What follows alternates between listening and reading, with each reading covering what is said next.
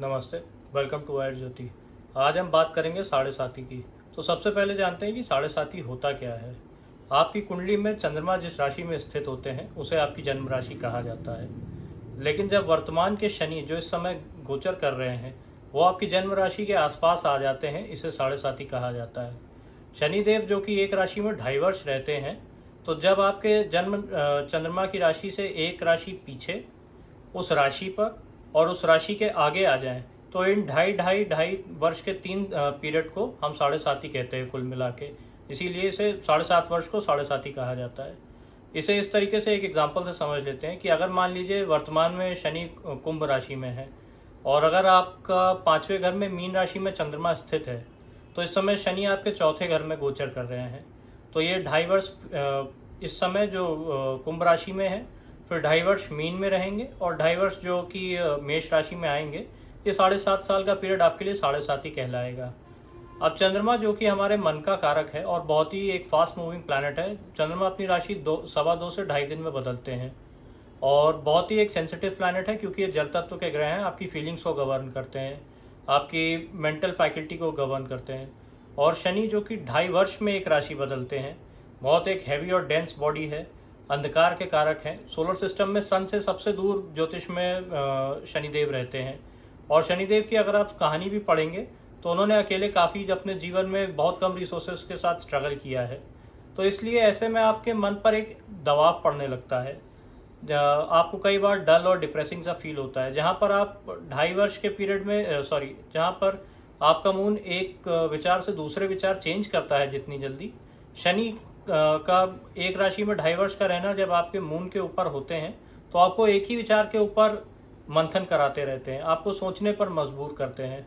और क्योंकि Saturn pen, misery, limitations इन सब चीज़ों के कारक हैं, तो जनरली आप किसी ना किसी अपनी परेशानी को लेके आप उस बारे में सोचते रहते हैं। इसके लिए कहा जाता है 7.5 साल का पीरियड आपके लिए मेंटली टफ होता है। जब शनिदेव एक घर पीछे होते हैं, ये साढ़े साथी का प्रथम चरण कहा जाता है। जब चंद्रमा के ऊपर होते हैं इसे द्वितीय चरण कहते हैं, और जब चंद्रमा से एक घर आगे होते हैं इसे तीसरा चरण कहते हैं। तो दूसरे चरण की साढ़े साथी सबसे ज़्यादा टफ होती है, क्योंकि उस समय सैटर्न मून के ऊपर ही होते हैं। बट हाँ, साढ़े साथी का ये मतलब नहीं होता कि आपके साथ बहुत कुछ गलत हो जाएगा या कुछ अजीब सा हो जाएगा। अगर आपके साथ कोई अजीब से इवेंट हो रहे हैं या आपकी लाइफ में कुछ ख़राब इवेंट हो रहे हैं, तो डेफिनेटली आपकी जन्म दशा जो चल रही है, आप पहले उसका विश्लेषण करें। उस वजह से ये इवेंट्स होते हैं। साढ़े साथी का इनसे कोई लेना देना नहीं है। इस समय कुंभ राशि में कोई व्यक्ति हो सकता है जिसकी कुंभ राशि हो, उसकी लाइफ में सब कुछ अच्छा चल रहा हो, बट उसे स्टिल किसी ना किसी चीज़ का मेंटल प्रेशर फील हो रहा हो, वो अनहैप्पी हो या कोई ना कोई प्रॉब्लम फेस कर रहा हो मेंटली।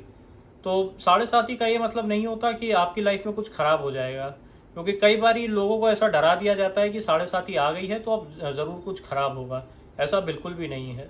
सैटर्न का एक बहुत सिंपल सा रूल है कि वो आपको सोचने पर मजबूर करते हैं कि आगे क्या करना है।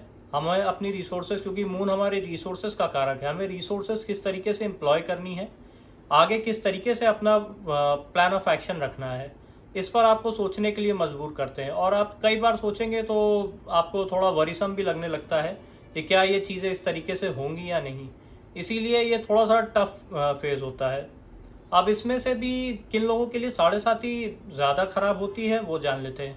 अगर आपका चंद्रमा छठे घर में कुंडली के 8वें घर में या 12वें घर में स्थित हो, तो आपके लिए साढ़े साथी ज़्यादा गड़बड़ होती है, क्योंकि चंद्रमा 6, 8, 12 में ऑलरेडी आपका एक तरीके से आप ये समझ लीजिए आपका मन ऑलरेडी अगर छठे घर में है तो परेशानियों के बारे में ज़्यादा सोचता है, 8वें घर में है तो हमेशा एंशियस सा रहता है, और 12वें घर में है तो उसे लोनलीनेस की कहीं ना कहीं आदत है। तो जब इन लोगों की साढ़े साथी आती है तो इनके लिए थोड़ी ज़्यादा ट्रबलसम होती है, क्योंकि ये ऑलरेडी नेचुरली प्रोन होते हैं, अपने जन्म चार्ट से ये फ्रीक्वेंसी लेके आए हैं कि इनका मून उतना अच्छा नहीं है।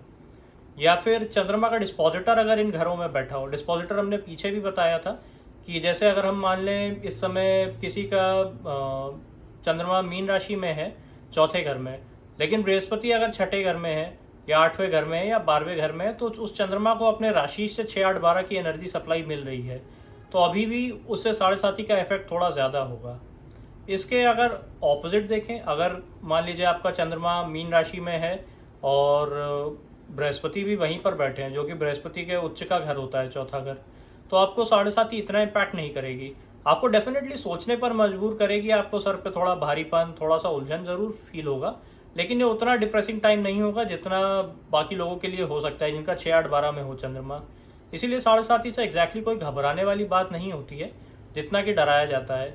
हाँ, इसका एक उपाय ये ज़रूर होता है, सैटर्न गरीब लोग हैं और चंद्रमा पानी और खाना है, तो आपको जिस भी घर में आपका चंद्रमा स्थित है, आपको उस घर से, जैसे कि अगर आपका लगन पे चंद्रमा है और शनि वहाँ पर गोचर कर रहे हैं, तो मंगलवार को, क्योंकि काल पुरुष कुंडली में लगन मेष राशि का होता है और उनके मालिक मंगल हैं, तो आपको मंगलवार को गरीबों को पानी पिलाना चाहिए। ऐसे ही अगर सेकेंड हाउस में है तो फ्राइडे को, क्योंकि ये शुक्र का घर है।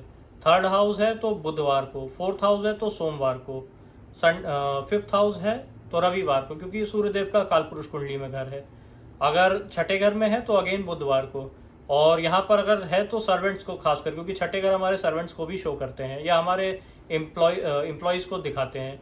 तो आपने किसी भी एम्प्लॉय को अगर अपने रखा हुआ है ऑफिस या शॉप में, तो आप डेफिनेटली उन्हें भी पानी पिला सकते हैं, खाना डोनेट करें। कोल्ड ड्रिंक पिलाना एक बहुत अच्छी, क्योंकि कोल्ड ड्रिंक शनि और चंद्रमा की वस्तु है। आइसक्रीम खिलाना, ये चीज़ें। अगर 7वें घर में है तो फ्राइडे के दिन अगेन, क्योंकि ये शुक्र का घर है। 8वें घर में है तो अगेन मंगलवार, 9वें घर में है तो बृहस्पतिवार को, और 10वें और 11वें घर में है तो शनिवार को ही, और 12वें घर में है तो अगेन बृहस्पतिवार को। आप इन दिन को अगर ये रेमेडी रेगुलर करेंगे तो आपको डेफिनेटली साढ़े साती का असर कम फील होगा। ये एक काफ़ी कारगर रेमेडी होती है साढ़े साती के टाइम पर। इसके साथ साथ मून आपके चार्ट में जिस हाउस के लॉर्ड होते हैं उससे रिलेटेड आपको वरी ज़्यादा होगी। जैसे कि अगर मान लीजिए आप तुला लगन की कुंडली है आपकी, तो चंद्रमा आपके लिए 10वें घर के मालिक हुए, और अगर इस समय 5वें घर में आपकी जन्म कुंडली में बैठे हैं कुंभ राशि में, तो आपको इस समय वर्क से रिलेटेड स्ट्रेस थोड़ा ज़्यादा होगा, आप उस बारे में ज़्यादा सोचेंगे। इसी तरीके से अगर आपके लिए 9th हाउस के लॉर्ड हुए मून, अगर आप स्कॉर्पियो लगन के हैं, और फिर अगर 4th हाउस में बैठे हैं मून आपके लिए, तो आपको 9th हाउस से रिलेटेड चीज़ों की सिग्निफिकेंस का आपको ज़्यादा स्ट्रेस होगा इस टाइम पर। 9th हाउस के रिलेटेड स्ट्रेस आपके लिए हो गया, आपकी कोई लॉन्ग यात्रा हो, आपके फादर के लिए हो गया, या फिर आपको अपने बॉसेस से रिलेटेड कोई स्ट्रेस हो। इन चीज़ों से रिलेटेड आपको स्ट्रेस एग्जैक्टली नहीं, आपको सोचने पर ज़्यादा मजबूर करेंगे। शनि चंद्रमा एक बहुत ही डीप थिंकिंग कैपेबिलिटी भी इंसान को देते हैं, लेकिन लोग इसे जनरली पॉजिटिव सेंस में कम यूज़ कर पाते हैं। आप जितने भी महान लोगों के चार्ट देखेंगे या बहुत अच्छे चार्ट देखेंगे जो कि बहुत अच्छे दार्शनिक हुए या थिंकर्स हुए, फिलोसफर्स हुए, आपको मून सैटर्न का कॉम्बिनेशन ज़रूर मिलेगा। मून सैटर्न या मून जुपिटर, क्योंकि जुपिटर विजडम का कारक है और सैटर्न आपको डीप थिंकिंग एबिलिटी, एक ही चीज़ को लंबे समय तक करने के लिए, उस थॉट पर स्टिक रहने के लिए आपको तत्पर करते हैं। तो या तो जुपिटर सैटर्न या तो फिर मून सैटर्न, ये कॉम्बिनेशन आपको ज़रूर मिलेगा। तो ये नेसेसरीली ख़राब कॉम्बिनेशन नहीं होता है, बट हाँ, सैटर्न का एक तरीका है अपना काम कराने का, और वो यही है कि वो आपको थोड़ा सा डार्क मोड पे अकेला ले जाकर सोचने पर मजबूर करते हैं। तो इस प्रोसेस से आपको होकर गुजरना पड़ता है। आपने कई बार लोगों को ये बोलते हुए सुना होगा कि साढ़े साती जाते जाते कुछ देकर जाती है, क्योंकि जब चंद्रमा से दूसरे घर में सैटर्न आते हैं तो कुंडली का, जन्म कुंडली का दूसरा भाव गेन्स का होता है, पैसे का होता है, फैमिली का होता है, कि आप किसी चीज़ से क्या अर्जित कर पाते हैं। तो जब चंद्रमा से सैटर्न दूसरे घर में हो जाते हैं साढ़े साती के दौरान, यानी कि तीसरे चरण की साढ़े साती में, यानी मून से सेकंड हाउस में हो गए, तो जो आपने 5 वर्ष पीछे जो आपने स्ट्रगल किया है, मेंटली जो सोचा है, आपको उसका रिजल्ट मिलने लगता है, क्योंकि अब सैटर्न एक गेन पोजीशन में है मून से। तो आप उसके कुछ निष्कर्ष निकालने लगते हैं कि आप कुछ प्रिंसिपल्स बना लेते हैं कि मुझे इन्हें अपनी लाइफ में इम्प्लीमेंट करना है। इसीलिए लोग कहते हैं कि साढ़े साती के तीसरे चरण में इंसान को कुछ ना कुछ प्राप्त ज़रूर होता है। इसलिए साढ़े साती एक बुरी चीज़ नहीं है, साढ़े साती से डरने वाली कोई बात नहीं होती है। इसे आप अगर एक पॉजिटिव माइंडसेट से यूज़ करें कि हाँ, यहाँ पर मैं कुछ सीखने आया हूँ या सैटर्न मुझे कुछ सिखाना चाहते हैं, तो आप इसे एक पॉजिटिव सेंस में या इससे कुछ लेकर भी निकल सकते हैं। आप रेगुलर रेमेडीज़ करें और ये ना सोचें कि हाँ, मेरे साथ ये क्यों हो रहा है, बाकायदा ये सोचें कि हाँ, यहाँ से मैं सीख क्या सकता हूँ। तो आपका माइंडसेट चेंज होता है, और डेफिनेटली सैटर्न आपके साढ़े साती के टाइम पर आपके माइंड पर ही कहीं ना कहीं इफेक्ट कर रहे होते हैं।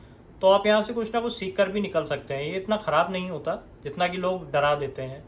और सैटर्न एक राशि में, जैसा कि बोला, 2.5 वर्ष रहते हैं, तो 30 साल का एक चक्र होता है सैटर्न का, पूरी 12 राशि में 2.5 × 12, तो 30 साल का एक चक्र होता है। तो हर इंसान के जीवन में एटलीस्ट 2 साढ़े साती तो आती ही हैं। 60 ईयर्स की 60-70 ईयर्स की भी अगर एज हम मान लें तो एटलीस्ट 2 चक्र तो वो सैटर्न के पूरे कंप्लीट करता है। तो एक 2 बारी लाइफ में साढ़े साथी ज़रूर आती हैं। तो ये थोड़ा सा मेंटली टफ फेज ज़रूर होता है, बट आपको बहुत कुछ सिखा कर जाता है लाइफ में। और अगर आपको स्पेशल प्रॉब्लम्स हो रहे हैं या फिर आपको बहुत एक्स्ट्रा ओवर बियरिंग हो रही है तो डेफिनेटली या तो मून का डिस्पोजिटर कहीं ख़राब कंडीशन में है। ऐसी कंडीशन में आपको रेगुलर रेमेडीज़ और आपके बर्थ चार्ट के बेसिस पर भी जो रेमेडीज़ हैं जो हर चार्ट के हिसाब से अलग से दिए जाते हैं वो करने चाहिए। उससे आपको डेफिनेटली प्रेशर कम फील होता है और ये आपका जो पीरियड है 7.5 साल का, ये थोड़ा सा स्मूथ हो जाता है। तो आज के वीडियो के लिए बस इतना ही। Will see you next time. Bye bye.